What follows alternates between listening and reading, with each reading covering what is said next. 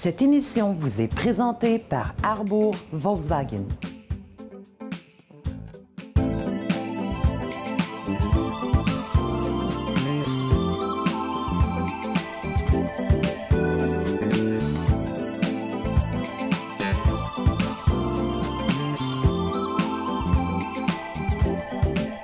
J'ai le plaisir d'avoir comme invité M. Louis Zuniga. Bonjour. Bonjour. Monsieur Zuniga est connu pour son combat contre l'accentisme, en fait la discrimination en emploi basée sur l'accent. Et vous avez écrit un livre dans ce sens qui relate un peu votre parcours personnel. Avant de parler du livre, parlez-nous d'abord de votre parcours. Je pense que vous avez quitté votre pays en 1973, donc dans ces années-là. Comment ça s'est passé? Bon, je pense que c'est une histoire, c'était difficile de quitter notre pays, notre racine.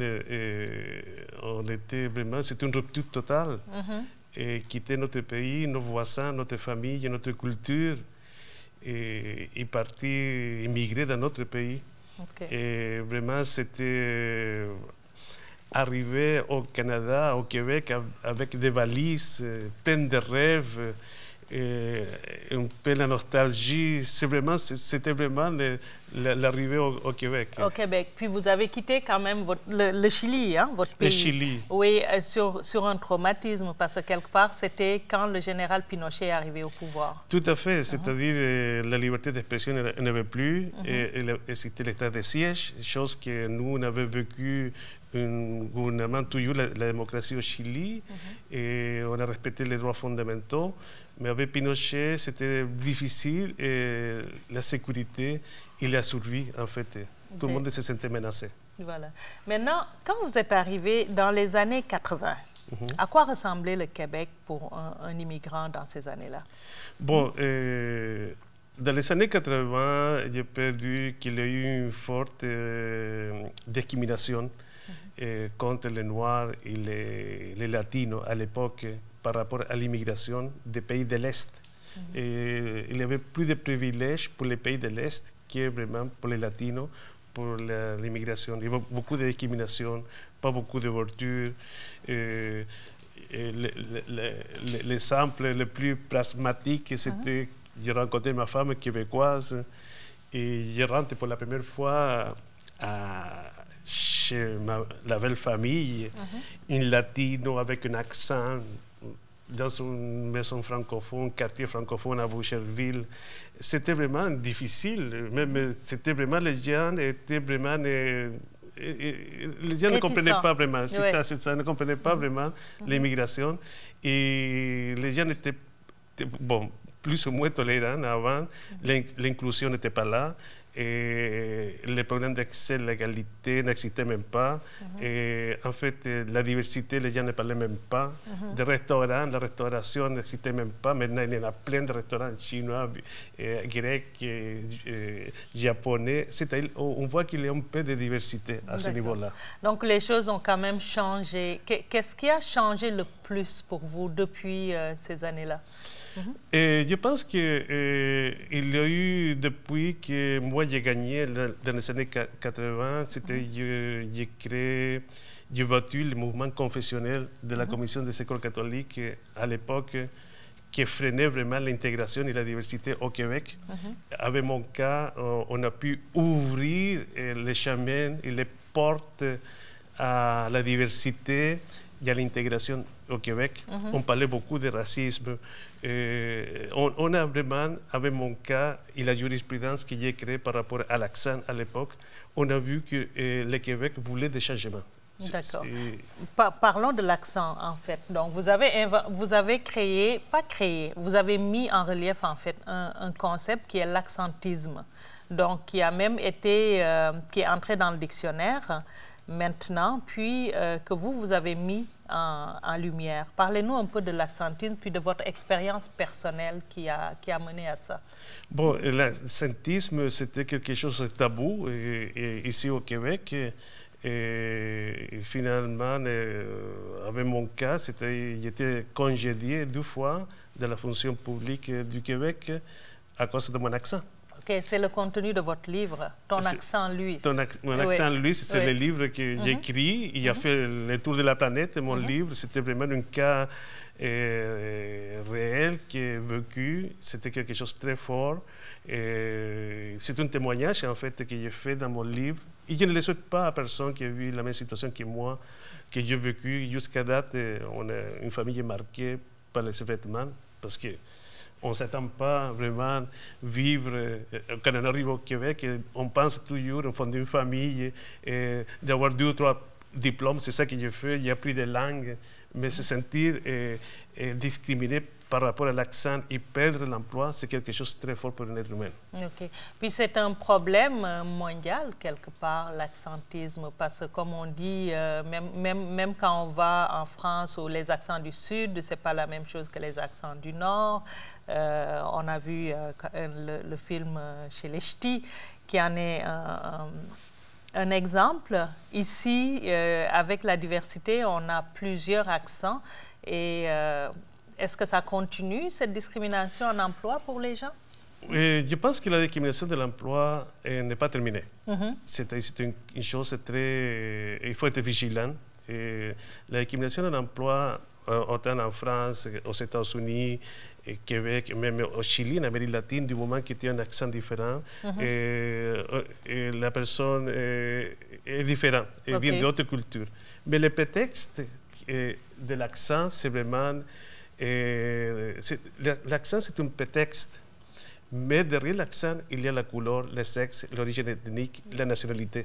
Donc, en France, souvent les gens qui viennent de Marseille à Paris sont discriminés, ne peuvent même pas décrocher un emploi. Parce que c'est un langage, un vocabulaire vulgaire, pas vraiment, c'est ça. Donc, ici, c'est la même chose. C'est-à-dire, du moment qu'on est supérieur et on veut se démarquer, c'est là que sort vraiment l'accent. C'était mon cas. 2 fois que j'étais voulais me démarquer du groupe, c'est justement qu'ils m'ont frappé, ils m'ont congédié parce qu'il y avait un accent. C'est-à-dire, on n'accepte pas ça que quelqu'un peut aller plus loin avec un accent. C'était l'accent, c'est le prétexte. Vraiment. Alors qu'on a tous un accent quelque part. C'est ça. Voilà. Et où vous en êtes aujourd'hui? Bon, aujourd'hui, suite à avoir sorti mes livres, sorti 2, une en français, une autre en espagnol, été reçu par le Premier ministre Trudeau, la ministre de l'immigration, s'est trouvé dans toutes les bibliothèques de Québec, s'est trouvé dans la francophonie, en Amérique latine. Ils veulent l'ajouter dans le ministère de l'Éducation dans différents pays. C'est un livre éducatif, une histoire vraiment riche, parce que de plus en plus, on vit le problème de la discrimination. Le problème de la discrimination devrait être une matière à l'école d'enseignement pour sensibiliser, parce que quand on est né, personne n'est raciste. À la naissance, personne n'est raciste. C'est l'environnement, l'éducation, les propos, les stéréotypes que les personnes deviennent, et les pouvoirs, l'économie, et tout ça, les gens deviennent vraiment racistes après. Mais à la naissance, personne n'est raciste. Personne, voilà. Donc, c'est avec l'éducation. Maintenant, un conseil pour les immigrants qui pourraient être victimes de l'accentisme. Et pour finir, avez-vous un souhait particulier pour le Québec? Bon, le Québec, depuis 30 ans, même tout le monde me parle souvent de M. Zuniga, vous avez fait beaucoup pour le Québec. C'est moi qui ai créé les tribunaux des droits de la personne, c'est moi qui ai poussé le programme d'accès à l'égalité, c'est moi qui ai ouvert, j'étais le symbole dans les années 80 du Québec multiethnique et moderne. C'est-à-dire, c'est vraiment... Mais jamais j'ai demandé absolument rien. Je n'avais pas un monument, je n'avais pas un trophée. Une chose que je veux, que vraiment les gens, la discrimination à l'emploi. Et se termine. Aujourd'hui, 27 juin, est sorti un article dans le Journal de Montréal que les gens font une déclaration en disant on ne veut pas engager des Noirs. C'était parce qu'on voit une discrimination systémique à tous les niveaux. J'aimerais ça que le Québec puisse s'ouvrir à ces réalités-là, qu'au poste décisionnel à tous les niveaux, public, parapublic, syndical, médias de communication, aient des gens de toute l'origine, noire, arabe, en fait, latino, pour se sentir représentés dans la société. Et ça, c'est un obstacle principal. Là, le gouvernement de Québec a un intérêt d'amener beaucoup d'immigrants, à peu près Et c'est pour cela que nous, je les donne seulement comme conseil à tous les immigrants, si quelqu'un a un problème, de revendiquer ses droits dans la société. Merci, M. Zuniga. Merci beaucoup. Cette entrevue vous est présentée par l'Intermarché Palumbo.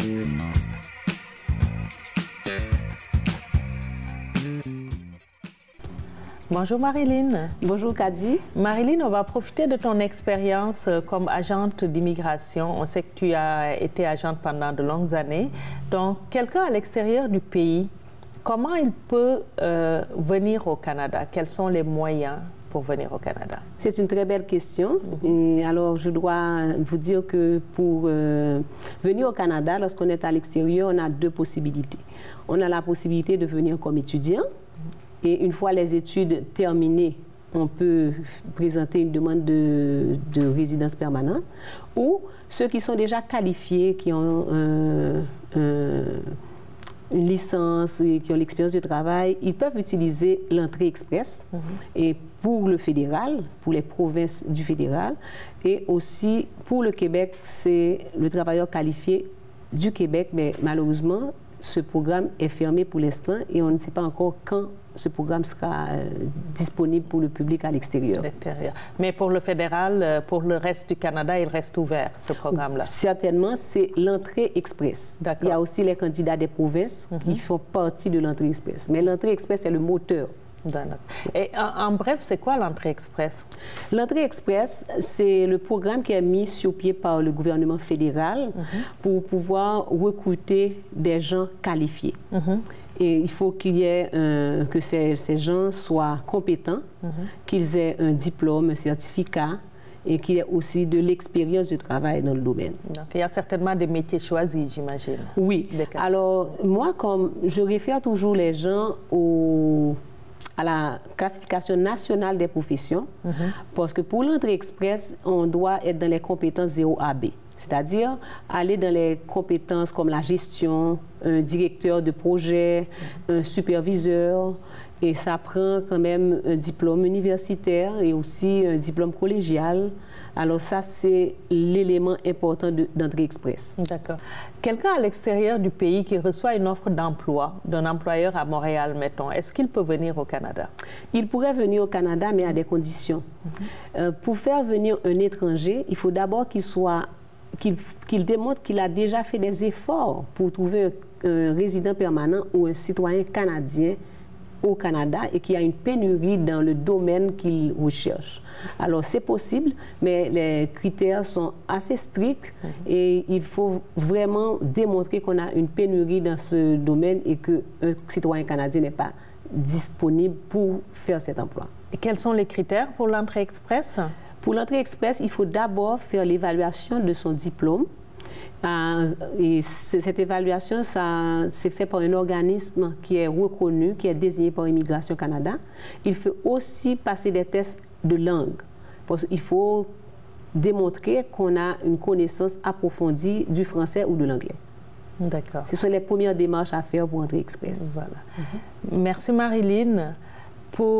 Si vous avez besoin de plus d'informations, vous pouvez rejoindre Marilyn Kernizan à l'adresse qui s'affiche en bas de l'écran. Merci. Vous avez posé tous les bons gestes. Effectuez vos recherches en ligne, choisissez votre modèle, étudiez les caractéristiques et les options, vérifiez les prix et comparez les offres. En un mot, vous avez fait vos devoirs. Maintenant, il ne reste qu'une seule étape à franchir. Et quoique la technologie vous ait été bien utile jusqu'à ce point, il arrive un moment où l'humain fait toute la différence. Arbour Volkswagen à Laval. Nous sommes au bureau de circonscription de M. Guy Ouellette, député de Chomedey, qui a eu l'amabilité de nous recevoir pour répondre à nos questions. Bonjour, M. Ouellette. Bonjour. M. Ouellette, vous avez été élu en 2007, puis réélu en 2008, 2012 et 2014. Mais ma première question d'abord, c'est qu'est-ce qui fait d'un sergent, spécialiste des enquêtes criminelles, en politique? Qu'est-ce qui fait de vous un politicien? C'est pas quelque chose de normal.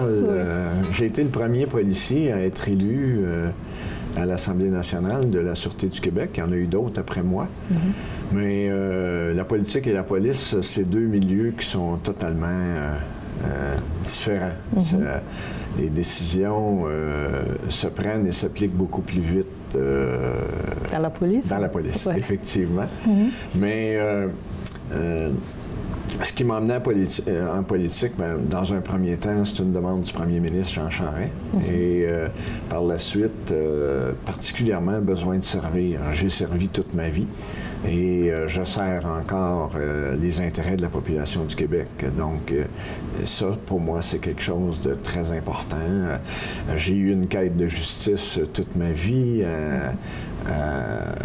étant membre de la Sûreté du Québec pendant 32 ans. Et je ne fais que continuer dans une seconde carrière ce que j'avais entrepris et que j'ai été obligé de temporairement mettre de côté parce qu'à l'époque, en 2001, quand j'ai dû quitter la Sûreté, la retraite obligatoire était à 32 ans. D'accord. Il y a aussi le fait que vous êtes quand même réélu régulièrement dans votre circonscription, qui, on le sait, est très multi-ethnique.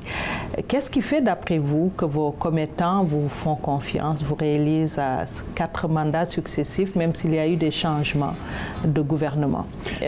Je vous dirais que... je ne sais pas si j'ai quelque chose à voir dans ma réélection, mais je me suis toujours fait un point d'honneur à partir du moment où je vous ai dit que le service à la population est très important. Il y a au-dessus d'une trentaine de communautés différentes.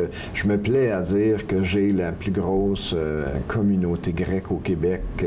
J'ai la deuxième plus grosse communauté arménienne. J'ai une communauté...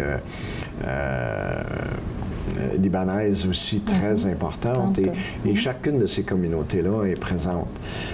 Ce sont des communautés qui sont très fidèles, mais qui sont aussi que tu dois effectivement te préoccuper de leurs besoins et je pense que c'est avec l'équipe de mon bureau, je pense qu'on se fait un point d'honneur d'être très présent. Je le dis souvent, mon bureau, c'est votre maison pour les citoyens de Chemédé, donc ils peuvent venir voir leurs députés en tout temps. Parlons maintenant du gouvernement. Comme vous l'avez mentionné, vous êtes député du gouvernement actuel, puis qui a eu à diriger aussi ces années précédentes.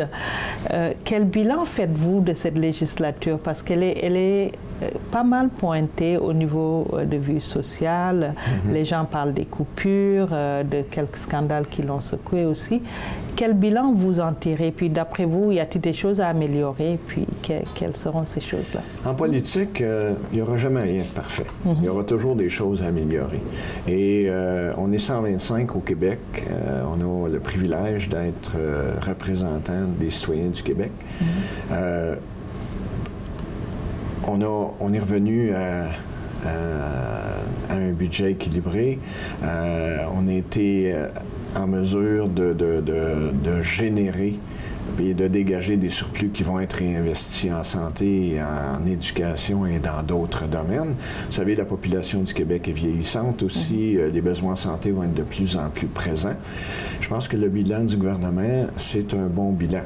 Probablement que vous vous attendiez sûrement pas à ce que je vous dise que le bilan du gouvernement n'est pas bon. Je pense que les efforts sont faits. Là où je mets un bémol, c'est que même si la structure légale, c'est-à-dire qu'on a des bons projets de loi, qu'on lutte efficacement contre différentes problématiques, très souvent, c'est les gens qui devraient faire appliquer ces lois-là, c'est peut-être là qu'il faudrait travailler un petit peu plus fort et s'assurer qu'on a les bonnes personnes, les plus compétentes à chaque endroit pour vraiment mettre en place et encadrer les lois qu'on vote afin d'améliorer le sort des citoyens du Québec. Je vais vous surprendre en vous disant qu'il n'y a pas eu de coupure. OK. il n'y a pas eu de coupure dans aucun organisme. Si vous regardez les budgets des années précédentes, les augmentations ont peut-être été plus raisonnables parce que tout le monde devait faire un effort, mais il n'y a pas eu de coupure. OK. Les besoins de la population augmentent. La population est vieillissante. Il y a eu une... je vous dirais qu'on a revisité chacun des programmes pour s'assurer que l'argent qui était investi dans les différents programmes était utilisé judicieusement. Et je pense qu'on est rendu à être plus efficient avec l'argent qui est notre argent à tout le monde, parce que c'est ce que les citoyens s'attendent de nous, à ce que les dollars qui sont investis, que ce soit dans les programmes sociaux, que ce soit dans les programmes de santé ou d'éducation, soient bien investis et au bon endroit. Et je vous dirais qu'on est très sensible aux commentaires des gens et aux revendications des gens, mais contrairement à la tendance populaire, dans les budgets, et vous le voyez dans les chiffres du budget, il n'y a pas eu de coupure au niveau des organismes communautaires. C'est sûr qu'une augmentation, aussi minime soit-elle, les besoins peuvent changer, mais une augmentation aussi minime soit-elle, des fois passe inaperçue. D'accord. Donc, 10 ans encore, je reviens aux 10 ans. Qu'est-ce qui... vous serez candidat, j'imagine, aux prochaines élections? Bien, j'ai annoncé ça il n'y a pas tellement longtemps. J'ai fait une petite sortie, ce que d'autres ont calculé une montée de lait, pour mentionner que je faisais partie probablement de la solution de différents commentaires qu'on entend à gauche et à droite. Et je serai partant pour l'élection de 2018. Je vais commencer, il nous reste 1 an et demi pour le mandat actuel. Et je demanderai aux citoyens de Chamédé de me renouveler leur confiance pour un 5e mandat le 1er octobre 2018. D'accord. Quand vous dites faire partie de la solution, donc de votre sortie que vous avez mentionnée, qu'est-ce que vous voulez dire spécifiquement? Bien, je vous dirais qu'il y a encore plein de choses à faire.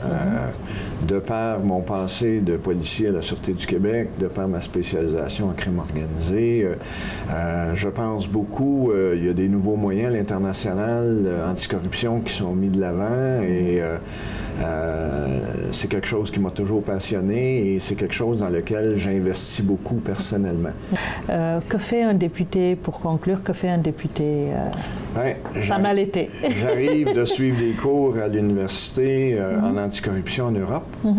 Je repars dans quelques heures pour aller suivre des cours encore qui vont améliorer ma connaissance dans tout le milieu de la construction pour être en mesure de faire des audits, des vérifications dans le milieu de la construction. Le comté de Chamédé est très demandant. L'été, chaque fin de semaine, il y a le festival libanais, le festival grec, le festival arménien, le festival marocain en fin de semaine. Donc, il y a tout le service à la population qui est là. Et on essaie de se garder un petit peu de temps pour voir les enfants, les petits-enfants, la famille. Aussi drôle que ça puisse paraître. Tout est question d'équilibre dans la vie et je le dis souvent, ça fait sourire. J'essaie de tendre vers l'équilibre. Je dis bien tendre. Je ne l'ai pas trouvé encore, mais difficile à trouver. Le service à la population sera toujours, pour moi, l'objectif numéro 1 de tout ce que je ferai dans ma vie professionnelle. Merci, Monsieur le député. Ça a été un plaisir.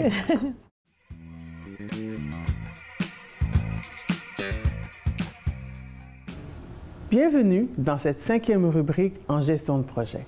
Je suis Nersa Dorismont, gestionnaire de projet et auteur d'un livre intitulé « Le contrôleur de projet, démystifier son rôle ». Dans cette rubrique, je vais vous parler de l'entrepreneuriat et de la gestion de projet. Parlons un peu de chiffres. Selon une étude du ministère de l'Économie, des Sciences et de l'Innovation, environ 32% des entreprises ne survivent pas à la 2e année de leur activité. Il y a aussi plus de 40% des projets qui échouent, entre autres, à cause d'une mauvaise planification et coordination. Une personne qui désire se lancer en affaires devient par le fait même un gestionnaire de projet. Il devra donc, pour réussir, se doter des techniques d'organisation qui font la force du management de projet. Lancer une entreprise est le besoin et il désire sa réussite. Alors, pour y arriver, il devra définir le but de son entreprise. Donc, dans une première étape, faire une étude de faisabilité, un plan d'affaires pour décrire si l'entreprise est viable. Quand cela déterminera que oui, le projet est viable, il devra rédiger le plan de réalisation de son projet, que l'on appelle un plan de projet. Une partie importante dans les projets d'entreprise est le financement, nécessaire au projet. Pour y arriver, vous devez faire une bonne étude de marché et un plan de marketing qui définit comment vous allez vendre le produit, à combien, pour qui et comment. Quand ce plan est ficelé, vous passez à l'étape de réalisation du projet. Vous allez travailler, faire ce que vous aviez planifié précédemment, grâce en mettant en place votre plan marketing, votre échéancier. Pour le faire, vous allez suivre les actions, les enjeux qui peuvent survenir et surtout le budget que vous aviez dit. Il n'est pas toujours possible de tout faire. Alors, vous pouvez vous assurer d'aller chercher de l'aide et ainsi de mettre toutes les chances de votre côté pour réussir. En vous assurant de faire la gestion de projet pour entreprise, vous augmentez le potentiel de réussite de votre projet. Je vous remercie d'avoir pris le temps de m'écouter pour cette rubrique. Si vous avez des commentaires ou des questions, n'hésitez pas à m'écrire à l'adresse courriel qui s'affiche en bas de l'écran. À la semaine prochaine! L'Intermarché Palumbo, vous trouverez de la boulangerie artisanale, viande marinée dont seul Palumbo a le secret, saucisses maison, mets cuisinés, poissons frais et surgelés, fromages variés, fruits et légumes frais et goûteux. Tout y est pour vous concocter une recette santé gourmande et exquise. Avec leur clientèle multiculturelle et leur variété de produits ethniques, ils offrent tout un monde de saveurs internationales. Pour découvrir le choix et la fraîcheur, c'est l'Intermarché Palumbo. Nous sommes avec Jimmy Ung. Jimmy est un Lavallois né à Montréal d'une famille de réfugiés de la guerre du Cambodge, citoyen du monde et globe-trotteur accompli. Il a voyagé dans plus de 30 pays et travaillé pour la Commission canadienne pour l'UNESCO, le Parlement du Canada ainsi que l'organisation caritative Enfants Entraide. Donc, il a aussi récemment effectué une traversée des Amériques en moto de Montréal à la pointe sud de l'Argentine, durant laquelle il a réalisé des entrevues et des photographies avec plus de 150 personnes dans les 18 pays qu'il a visités. Il fait le chemin inverse après avoir édité son livre Americano à l'intérieur maintenant du Canada où il va rencontrer aussi 150 Canadiens. Il est prêt à repartir, mais avant, il va répondre à quelques de nos questions. Bonjour Jimmy. Bonjour Kadir. Qu'est-ce qui te fait courir, Jimmy? La passion pour les gens.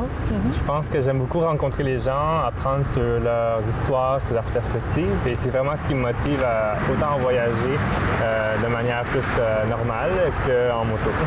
Oui, en moto, c'est quand même très exigeant là. Maintenant, qu'est-ce qui t'a marqué pendant ton voyage en dehors de l'effort physique, j'imagine, d'avoir rencontré ces 150 personnes?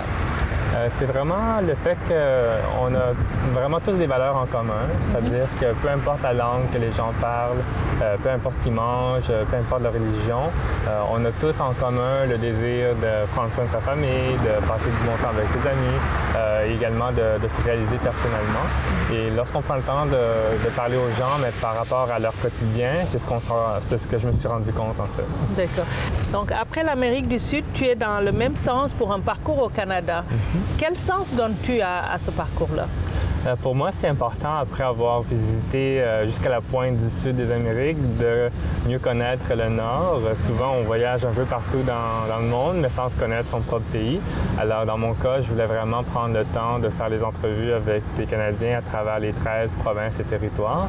Et c'est la raison pour laquelle je me lance cette fois-ci à travers le Canada pour 25 000 km à travers le pays.